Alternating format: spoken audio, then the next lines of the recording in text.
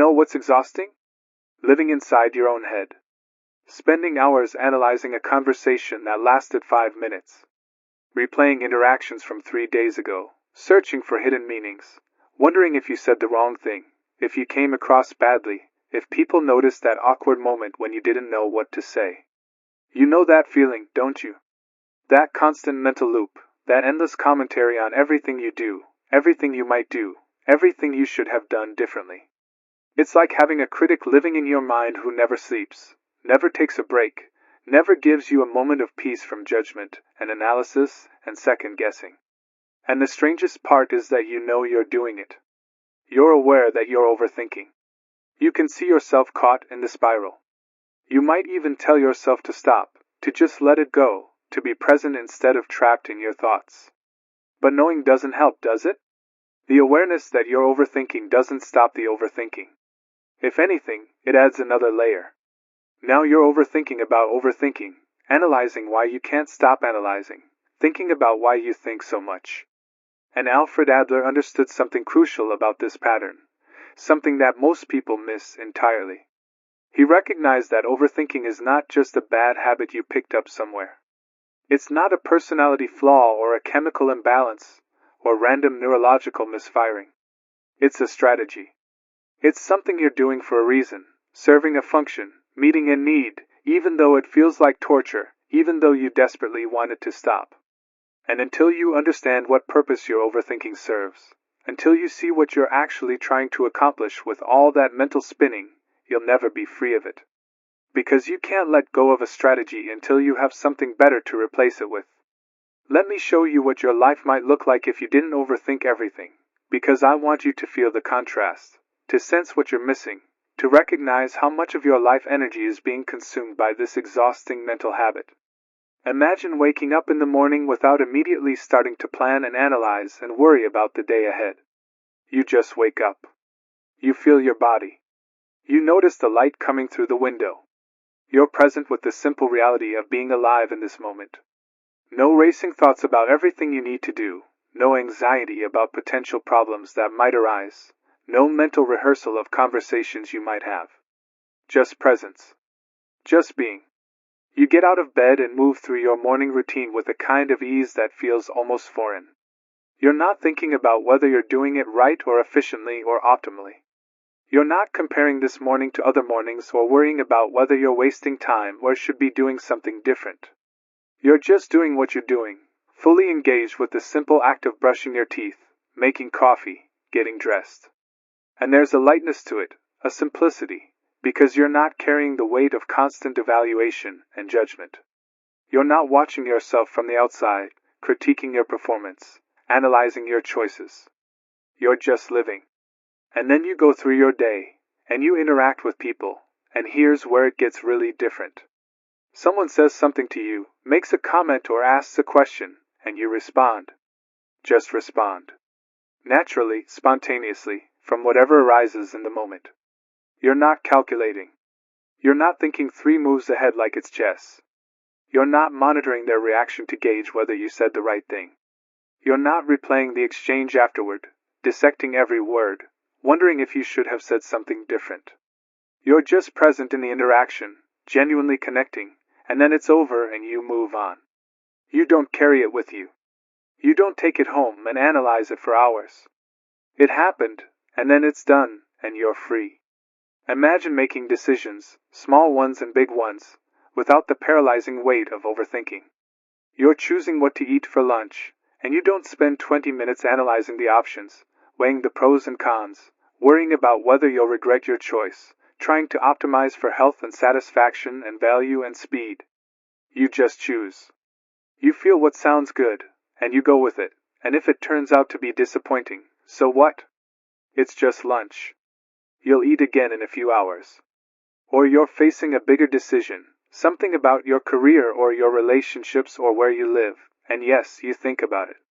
You consider the relevant factors. You gather information.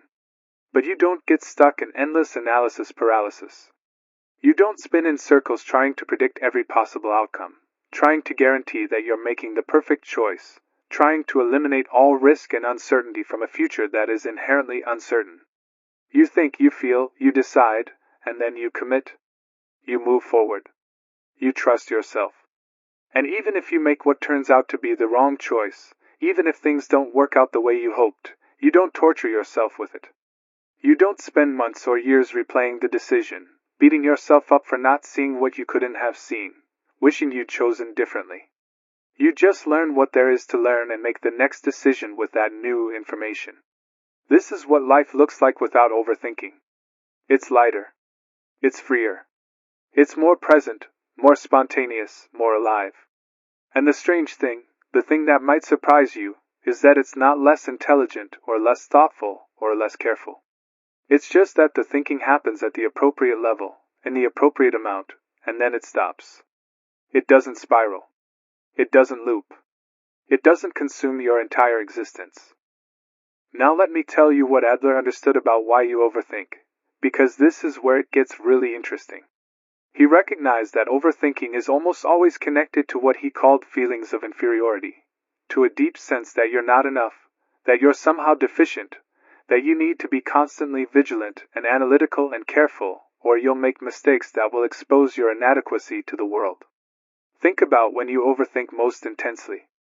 It's usually in situations where you feel evaluated, where your worth feels at stake, where you're trying to perform or impress or avoid embarrassment. You overthink social interactions because you're trying to control how people perceive you, trying to manage your image, trying to make sure you don't reveal the flaws you believe would make you unacceptable. You overthink decisions because you're trying to avoid failure, trying to guarantee success, trying to prove to yourself and others that you're competent and capable and not the inadequate person you secretly fear you are. You overthink past events because you're searching for evidence of your mistakes, confirming your belief that you're not good enough, reinforcing the narrative that you need to be more careful, more analytical, more perfect if you want to be acceptable. This is the function your overthinking serves. It's a compensation strategy. It's your attempt to manage the anxiety that comes from feeling fundamentally inadequate. You believe, consciously or unconsciously, that if you just think hard enough, analyze thoroughly enough, plan carefully enough, you can overcome your deficiencies. You can avoid the mistakes that would expose you. You can control outcomes enough to feel safe. But here's what Adler knew and what you need to understand. This strategy doesn't work. It can't work. Because the problem is not that you don't think enough. The problem is that you don't trust yourself enough. The overthinking is not solving your feelings of inadequacy. It's maintaining them. It's keeping you trapped in the belief that you need constant mental vigilance just to be acceptable. And now I want to ask you a question, and I need you to be completely honest with me, because this answer is just for you. What would it feel like to trust yourself completely? To trust that whatever you say in a conversation will be fine, that you don't need to rehearse or analyze or perfect it. To trust that whatever decision you make, you'll handle the consequences, that you don't need to eliminate all uncertainty before you act. To trust that even if you make mistakes, even if people judge you, even if things don't go perfectly, you'll be okay because your worth doesn't depend on performing flawlessly. Let me tell you something that maybe no one has ever told you. That trust, that self-trust you're imagining, it's not something you earn by finally thinking enough, analyzing enough, being perfect enough. It's something you claim by choosing to stop the overthinking even when you're afraid, even when you feel inadequate, even when every instinct is screaming at you to analyze more, plan more, be more careful. You build trust by acting despite the fear, not by eliminating the fear first. So I want to ask you something. If what I'm saying is resonating with you, if you recognize yourself in this pattern of exhausting overthinking, go down to the comments right now and simply write this. I choose presence over analysis. Just those 4 words. I choose presence over analysis. Because when you write that, when you claim that intention, you remind yourself that overthinking is a choice, not an inevitability.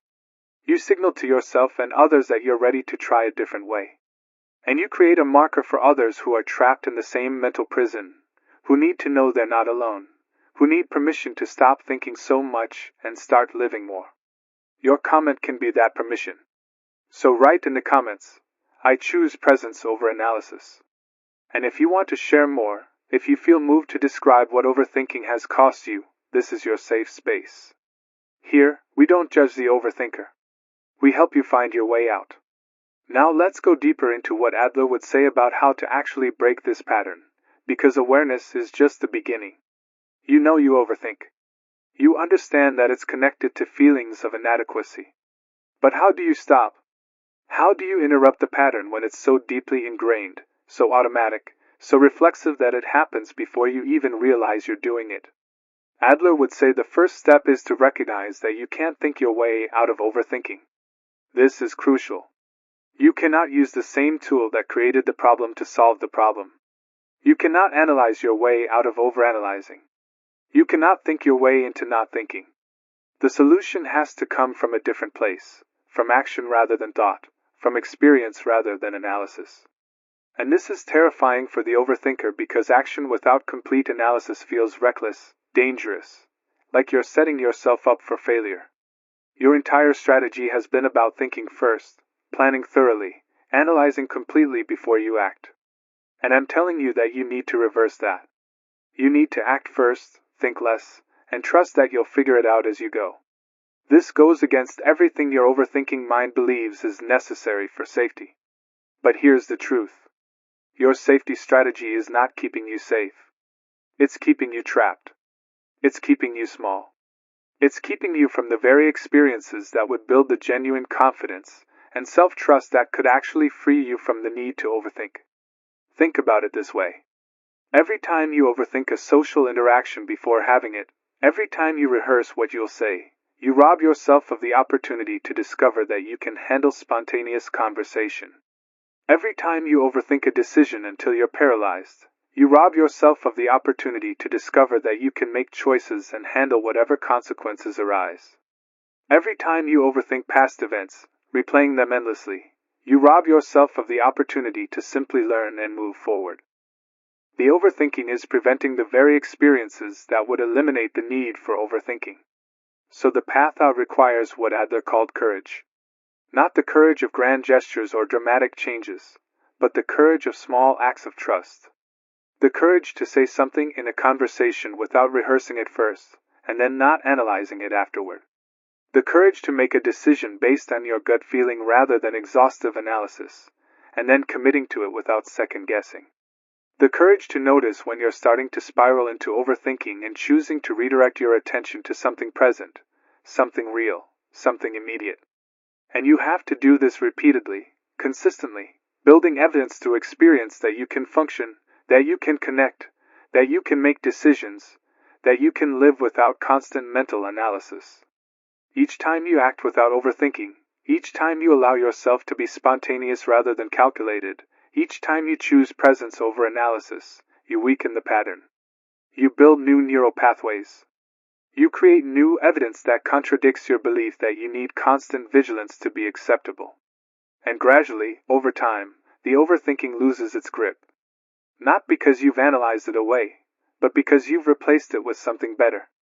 With presence. With trust. With the direct experience of living rather than constantly thinking about living. This is how the change happens. Not through understanding, though understanding helps. Not through trying harder to control your thoughts, because that's just more thinking. But through choosing differently, acting differently, building a new pattern through repeated practice until the new pattern becomes as automatic as the old one. Let me show you what this looks like in specific situations, because I want you to have practical guidance, not just theory. You're in a social situation, and you notice you're starting to overthink. You're monitoring yourself, analyzing how you're coming across, rehearsing what you might say next, judging yourself for the thing you just said. You catch yourself doing this.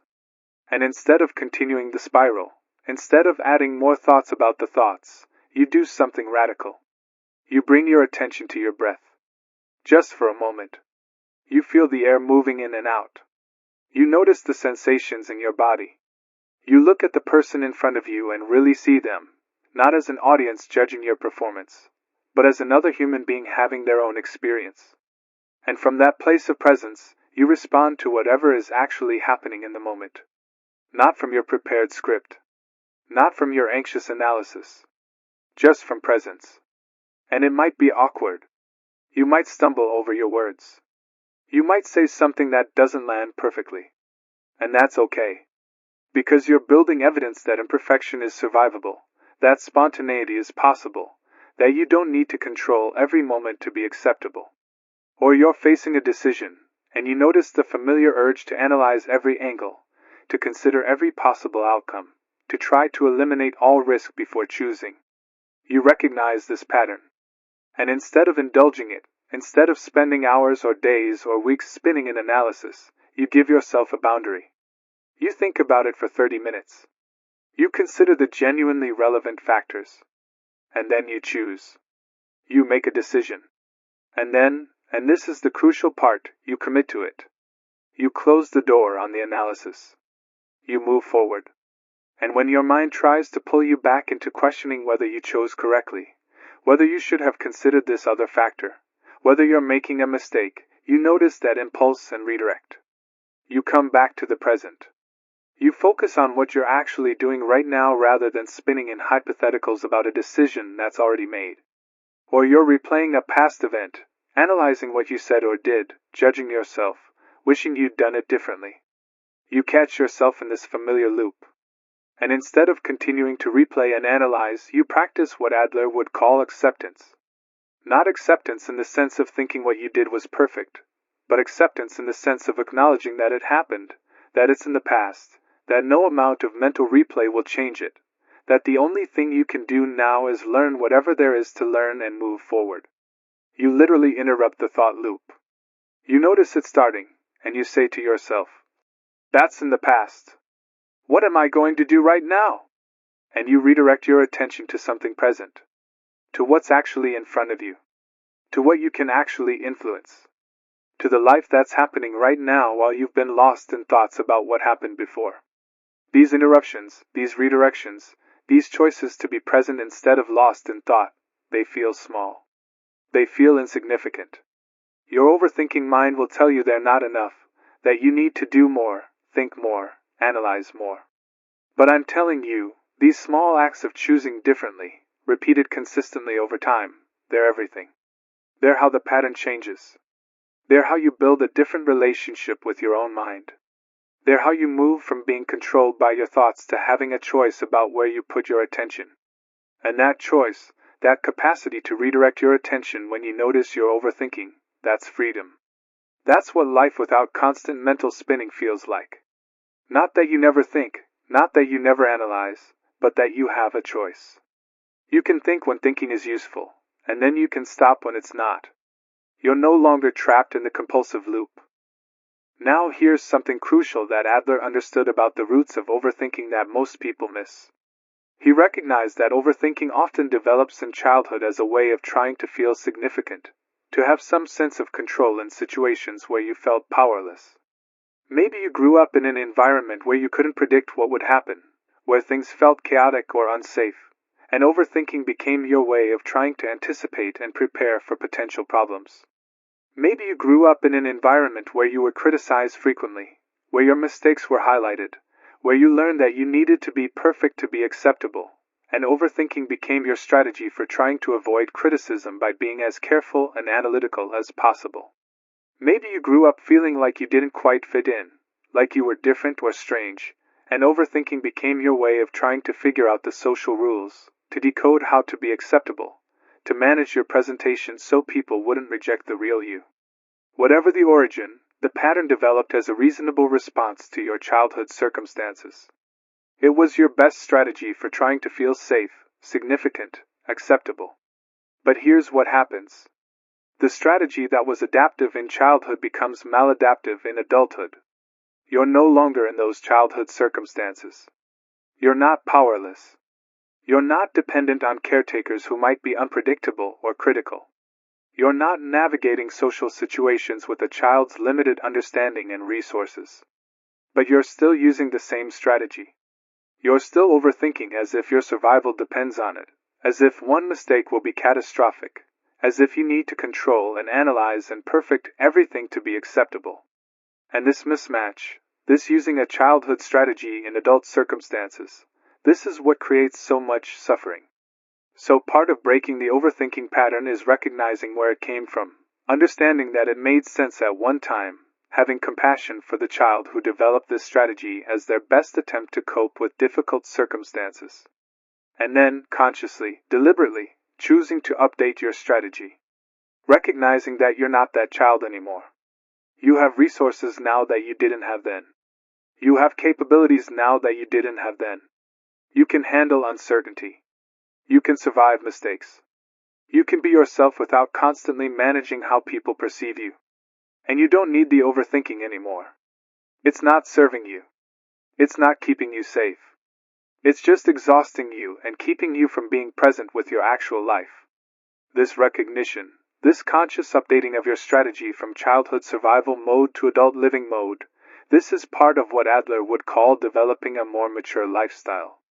It's about recognizing that your current patterns were shaped by past circumstances that no longer exist, and choosing to develop new patterns that are actually appropriate for your current reality.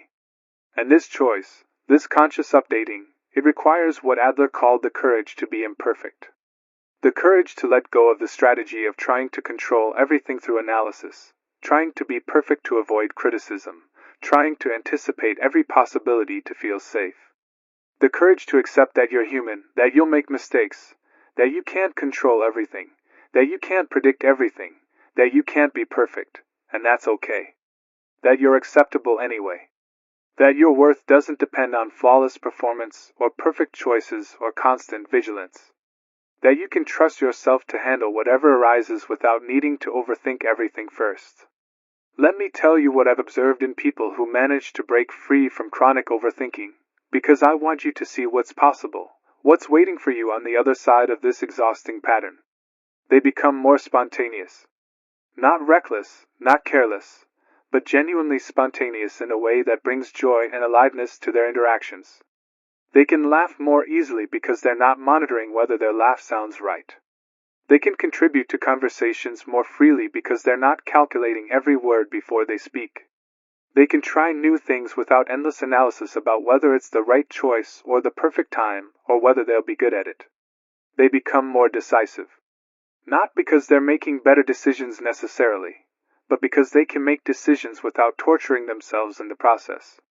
They gather relevant information, they consider it briefly, they make a choice, and they move forward. And if it turns out to be the wrong choice, they adjust. They learn. They make a different choice next time. But they don't get stuck in the paralysis of trying to analyze their way to guaranteed success. They become more present. This might be the biggest shift. They're actually here, in their lives, experiencing what's happening rather than constantly lost in thoughts about what happened or what might happen or what they should be doing differently. They can enjoy a meal without thinking about whether they should have ordered something else. They can enjoy a conversation without replaying it afterward. They can enjoy a sunset without analyzing whether they're appreciating it correctly. They're just present with the experience, and that presence brings a quality of richness and satisfaction that overthinking never could. They become more connected. Because when you're not trapped in your own head, when you're not constantly monitoring and analyzing and judging yourself, you can actually be with other people. You can listen without planning what you'll say next. You can be vulnerable without calculating whether it's safe. You can connect authentically rather than performing a carefully managed version of yourself. And this authentic connection, this is what actually meets the need that all the overthinking was trying to meet. The need to be seen, to be accepted, to belong, to matter. Overthinking tries to meet that need through control and performance. But it can't work because real connection requires presence, requires authenticity, requires showing up as you actually are rather than as the carefully managed version you think people will accept. And here's what might surprise you about life without constant overthinking. It's not that problems disappear. It's not that everything becomes easy or perfect or risk-free. You still face challenges. You still make mistakes. You still encounter uncertainty and difficulty and moments of genuine struggle. But you're not adding layers of mental suffering on top of the actual challenges. You're not making everything harder by overthinking it. You deal with what's actually in front of you rather than dealing with your thoughts about what's in front of you and your thoughts about those thoughts, and your judgments about having those thoughts. The actual challenges of life become manageable when you're not also carrying the weight of constant mental analysis and judgment and spinning. You have more energy available, more attention available, more presence available.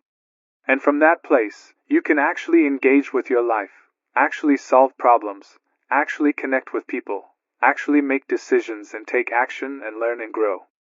The overthinking was never helping you do those things better. It was just making you feel like you were doing something, like you were being responsible or careful or thoughtful, when really you were just trapped in your own mind, exhausting yourself with mental activity that wasn't actually productive.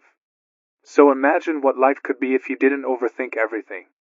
Imagine the energy you'd have available if you weren't spending hours each day in mental loops. Imagine the freedom you'd feel if you could just make decisions and move forward without torturing yourself with analysis.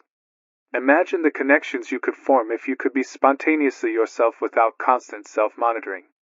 Imagine the experiences you could have if you were actually present for your life instead of constantly thinking about your life. This is possible for you. Not overnight. Not without effort and practice and consistent choosing. But possible. The overthinking is not who you are. It's just a pattern you developed, a strategy you learned, a habit you've been practicing for so long it feels like identity. But it's not. It's just something you do. And anything you do, you can learn to do differently. Look, if you've made it this far, if you've stayed with me through this entire exploration, it's because you're tired of living in your head.